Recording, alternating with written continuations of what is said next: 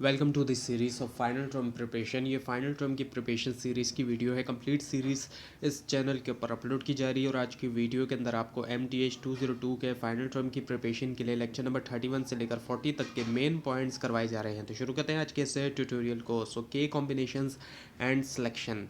अब जो के कॉम्बिनेशन और सिलेक्शन है, इससे मुराद जो है वो प्रोसेस होता है चूज़ करने का स्पेसिफिक नंबर ऑफ़ आइटम जो एक लार्ज सेट से, और ऑर्डर को कंसीडर नहीं किया जाता जो ऑर्डर ऑफ सिलेक्शन होता है। और ये कॉन्सेप्ट वाइडली तौर पे इस्तेमाल किया जाता है एवरीडे सिनेरियोज में, जैसे कि फॉर्म करना कमेटी, सेलेक्ट करना टीम्स या फिर चूज़ करना आइटम्स एक मेन्यू से। और एग्जाम्पल अगर लें तो जैसे कि अगर आपके पास जो एक क्लास में 20 स्टूडेंट्स हैं और ज़रूरी है सेलेक्ट करना, 3 को सेलेक्ट करना है एक प्रोजेक्ट के लिए, तो फोकस होगा कि कौन से स्टूडेंट्स जो है वो चूज़ किए जाए, ना कि सीक्वेंस के ऊपर। सीक्वेंस में यहाँ पर फिर फोकस नहीं होगा। और जो डिफ़र आता है अरेंजमेंट के अंदर, जहाँ पर ऑर्डर मैटर करता है, और रियल लाइफ के अंदर कॉम्बिनेशन हेल्प करता है प्लानिंग इवेंट्स में, क्रिएट करने में ग्रुप्स, और इवन के लॉटरी सिस्टम में भी, जहाँ पर विनर्स के नंबर को ड्रॉ किया जाता है ऑर्डर के बगैर।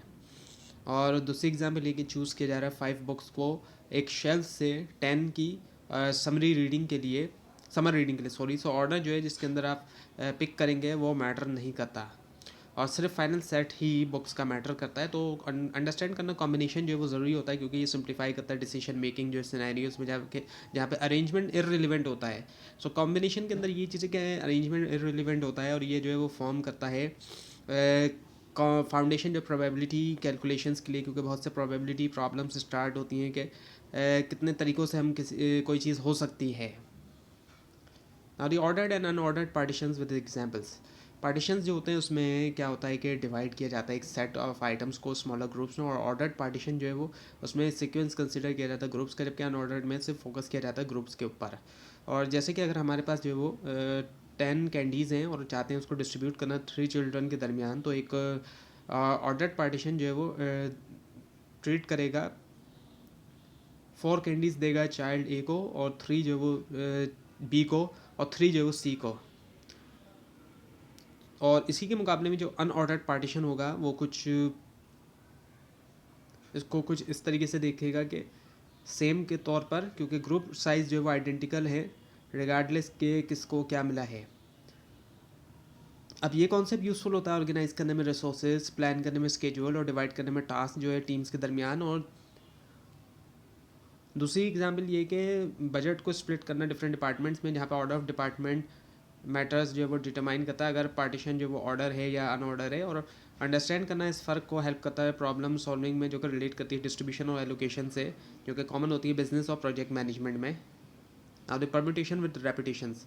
परम्यूटेशन जो रेपिटेशंस के साथ होती है, ये होती है जब अरेंजिंग करना आइटम्स को जहाँ पर कुछ एलिमेंट रिपीट हो रहे हैं, इसी वजह से ये रेपिटेशन के साथ होती है।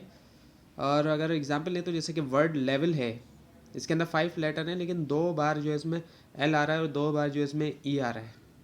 सो ये रिपीट हो रहे हैं इसमें वर्ड्स, लेटर्स जो है सॉरी। और ये रेपिटेशन अफेक्ट करती है टोटल नंबर जो यूनिक अरेंजमेंट का, क्योंकि स्वैपिंग करना आइडेंटिकल लेटर को वो क्रिएट नहीं करेगा न्यू अरेंजमेंट। और ऐसी परम्यूटेशन जो है वो कॉमन होती है सिनेरियोज में जहाँ पर रिपीटेड एलिमेंट्स होते हैं। और जैसे कि अरेंज करना कलर बीड्स को, जहाँ पर कुछ कलर बीड्स जो है वो मल्टीपल टाइम्स आती हैं, या फिर पासवर्ड क्रिएट करना रिपीटेड करेक्टर्स के साथ। तो अंडरस्टैंड करना इस कॉन्सेप्ट को क्रूशल होता है एक्यूरेट काउंटिंग के लिए रियल वर्ल्ड प्रॉब्लम्स में, जैसे कि डिटरमाइन करना नंबर ऑफ वेज ऑर्गेनाइज करने के लिए आइटम्स जो है इन्वेंट्री या डिज़ाइन पैटर्न्स जो है टेक्सटाइल के अंदर।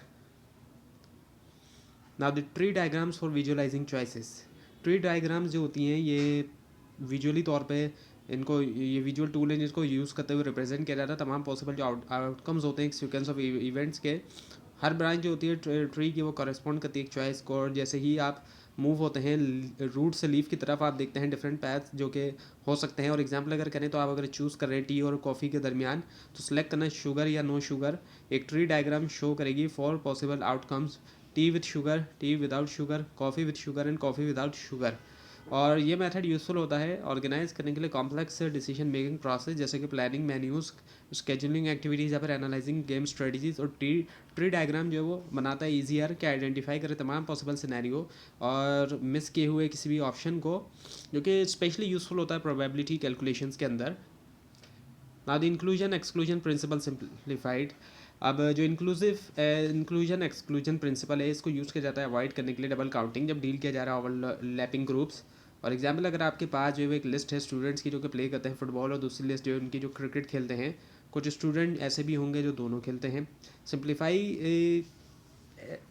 सिंपली ऐड करना दो लिस्ट को, वो उसमें क्या होगा कि काउंट किया जाएगा स्टूडेंट्स को ट्वाइस। और ये प्रिंसिपल जो है इंश्योर करता है एक्यूरेट काउंटिंग सब्ट्रैक्ट करते हुए overlapping.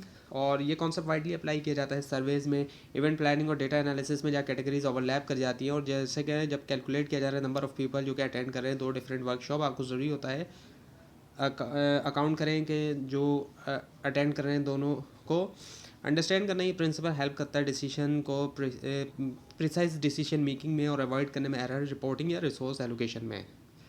Now the pigeon hole principle in everyday life. अब जो पिजन होल प्रिंसिपल है वो बताता है कि अगर आप रखेंगे ज़्यादा आइटम, कम कंटेनर्स में आइटम ज़्यादा रखेंगे, तो एटलीस्ट एक कंटेनर जो है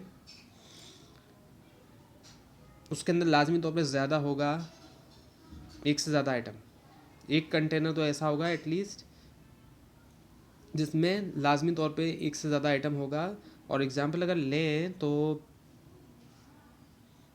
अगर आपके पास 13 सॉक्स हैं और 12 ड्रॉर्स हैं, एक ड्रॉर तो एटलीस्ट ऐसा होगा जिसके अंदर 2 सॉक्स होंगे। और ये प्रिंसिपल सिंपल है लेकिन ये पावरफुल है, इसको यूज़ किया जाता है अक्सर प्रॉब्लम सॉल्विंग और लॉजिकल रीजनिंग में। और ये अप्लाई किया जाता है रियल वर्ल्ड सिचुएशन में, जैसे कि सिटिंग अरेंजमेंट हो गया, स्टोरेज प्लान हो गया, और इवेंट के डिजिटल सिस्टम जहाँ पे डेटा को लाजमी तौर पर फिट किया जाएगा लिमिटेड स्लॉट्स के अंदर। Now the introduction to probability concepts. अब प्रोबेबिलिटी में मेजर किया जाता है कि कितना लाइकली एक इवेंट जो है वो होता है, और इसको यूज़ किया जाता है एवरीडे डिसीजन में, जैसे कि वेदर को प्रेडिक्ट करना, प्लानिंग इन्वेस्टमेंट करना या असेस करना रिस्क को। और जब एक वेदर फोरकास्ट कहती है कि 70% रेन के चांस है, इसका मतलब है कि मुमकिन तौर पे रेन होगी ना कि ना हो। और प्रोबेबिलिटी हेल्प करती है इन्फॉर्म चॉइसेस के अंदर और क्वांटिफाई करते हुए अनसर्टेनिटी। और ये अप्लाई की जाती है फील्ड्स में जैसे कि मेडिसिन, इंश्योरेंस और स्पोर्ट्स के अंदर इवैल्यूएट करने के लिए चांसेस और आउटकम्स। और अंडरस्टैंड करना प्रोबेबिलिटी ज़रूरी होता है एनालाइज करने के लिए सिचुएशन जिसमें अनसर्टेनिटी होती है, जैसे कि डिसाइड करना है कि क्या एक कैरी करें अम्ब्रेला को। ना एडिशन लॉ ऑफ प्रोबेबिलिटी। अब जो एडिशन लॉ है प्रोबेबिलिटी के, इसको इस्तेमाल किया जाता है जब कंसिडर किया जा रहा है लाइक्लीहुड एक इवेंट का या फिर दूसरे का जो कि हो रहा है। और एग्जांपल अगर लें तो जब एक ड्रॉ कर रहे हैं कार्ड, एक कार्ड निकाला है डेक ऑफ कार्ड से, तो आप जो वो जानना चाहते हैं चांस जो है कि कितना चांस है एक रेड कार्ड आने का या किंग के आने का। और ये लॉ जो है वो हेल्प करता है कंबाइन करने में प्रोबेबिलिटी डिफरेंट इवेंट्स की डबल काउंटिंग ओवरलैप के बगैर। और ये यूज़फुल होता है सिनेरियोज़ में जैसे कि प्लानिंग एक्टिविटीज़ में जहाँ पे मल्टीपल ऑप्शन होते हैं और जैसे कि चूज़ किया जा रहा है आउटडोर स्पोर्ट या इंडोर स्पोर्ट्स के दरमियान, और डिपेंड कर रहा है वेदर कंडीशन पे। अंडरस्टैंड करना इस लॉ को हेल्प करता है, मदद करता है वैल्यूएट करने में कंबाइंड चांसेस, जो कि ज़रूरी होता है डिसीजन मेकिंग प्रोसेस में जिसमें अल्टरनेटिव्स शामिल हैं। Now the conditional probability and independent events. अब जो कंडीशनल प्रोबेबिलिटी होती है इससे मुराद लाइक्लीहुड होती है एक इवेंट की जो कि हो रहा है गिवन के जो दूसरा इवेंट है वो ऑलरेडी हो चुका है। और एग्जांपल अगर लें तो अगर आप जानते हैं कि क्लाउडी है वेदर, तो चांस है रेन के वो बढ़ जाते हैं क्लियर डे के मुकाबले में। और इंडिपेंडेंट इवेंट दूसरी तरफ जो है वो इन्फ्लुएंस नहीं करते एक दूसरे को, जैसे कि टॉस करना एक कॉइन का ट्वाइस जो है ये एग्जांपल है। सो जो रिज़ल्ट होता है फर्स्ट टॉस का वो दूसरे को असर नहीं करेगा। और ये कॉन्सेप्ट ज़रूरी होते हैं एनालाइज करने के लिए रियल वर्ल्ड सिचुएशन जहाँ पर प्रोबेबिलिटी जो है वो एक कंडीशन होने की होती है, बेस करती है टेस्ट रिजल्ट्स के ऊपर। The random variables and distributions. Random variable represent करता है आउटकम जो कि वेरी कर सकते हैं, जैसे कि नंबर ऑफ हेड्स होना, एक जो कॉइन टॉस किया जा रहा है। प्रोबेबिलिटी डिस्ट्रीब्यूशन शो करती है कि कितना ज़्यादा जो है हर आउटकम होती है। और जैसे कि एग्जांपल लें तो रोल करना एक डाई को, उसकी जो यूनिफॉर्म डिस्ट्रीब्यूशन होती है क्योंकि हर नंबर जो होता है 1 से लेकर 6 तक के दरमियान जो आ सकता है वो इक्वली तौर पे मुमकिन है। और एक्सपेक्टेशन जो है इससे मुराद जो है वो एवरेज आउटकम होती है बहुत से ट्रायल्स होने के बाद, जहाँ पे वेरिएंस मेजर जो है वो मेजर करता है कि कितना स्प्रेड आउट है, रिजल्ट कितने फैले हुए हैं, और ये कॉन्सेप्ट अप्लाई किए जाते हैं फाइनेंस में ताकि प्रोडिक्ट किया जाए रिटर्न्स, और मैन्युफैक्चरिंग के अंदर ताकि मॉनिटर किया जाए क्वालिटी, और रिसर्च के अंदर एनालाइज करने के लिए data patterns. Now the graph theory. अब ग्राफ थ्योरी में स्टडी किया जाता है रिलेशनशिप जो है यूज़ करते हुए पॉइंट्स जो कि कहलाए जाते हैं नोड्स, और कनेक्शन जो कि एजेस कहलाए जाते हैं।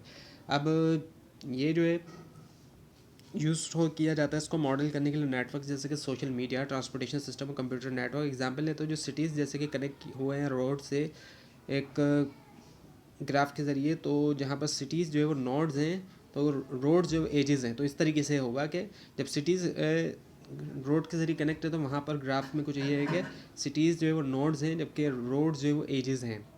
और ग्राफ थ्योरी हेल्प करती है सॉल्व करने में प्रॉब्लम, जैसे कि फाइंड करना shortest route, optimise delivery path, और इसके अलावा एक एनालाइज करना कनेक्शन सोशल नेटवर्क्स में। Now these paths and circuit in graph. जो पैथ होता है ग्राफ के अंदर वो एक सीक्वेंस होता है नोड्स का जो कि एजेस के ज़रिए कनेक्ट होता है, और यूज़ होता है ये यूज़ किया जाता है इसको एक्चुअली मूव होने के लिए एक पॉइंट से दूसरे तक। एक सर्किट जो होता है पैथ के अंदर जो कि स्टार्ट करता है और एंड होता है सेम नोड के ऊपर बगैर रिपीटिंग एजेस के, और ये कॉन्सेप्ट अप्लाई किए जाते हैं डिज़ाइन करने में रूट्स जो है ट्रांसपोर्टेशन के लिए, प्लान करने के लिए इलेक्ट्रिकल सर्किट, और एनालाइज करने के लिए कम्युनिकेशन नेटवर्क। और एग्जांपल अगर लें तो जैसे कि एक डिलीवरी सर्विस जो है वो यूज़ कर सकती है पैथ्स ताकि प्लान करे रूट्स लोकेशंस के दरमियान जाके, जबकि एक जो सर्किट कॉन्सेप्ट है वो हेल्प करता है क्रिएट करने में एफिशिएंट राइटिंग सिस्टम। अंडरस्टैंड करना पैथ्स और सर्किट को ज़रूरी होता है ऑप्टिमाइज़ करने के लिए प्रोसेस और इंश्योर करने के लिए कनेक्टिविटी बहुत से सिस्टम्स में। तो ये था आज का लेसन। आपको इस बारे में कोई क्वेश्चन है खासतौर पर इसमें कोई मिस्टेक दिखाई दे ज़रूर हाईलाइट कीजिए, और इस पूरी सीरीज़ को देखने के लिए और फाइनल टर्म एग्जाम्स की प्रिपरेशन के लिए इस चैनल को सब्सक्राइब कीजिए, बेल आइकन के ऊपर क्लिक कीजिए। Thanks for watching this video and best of luck.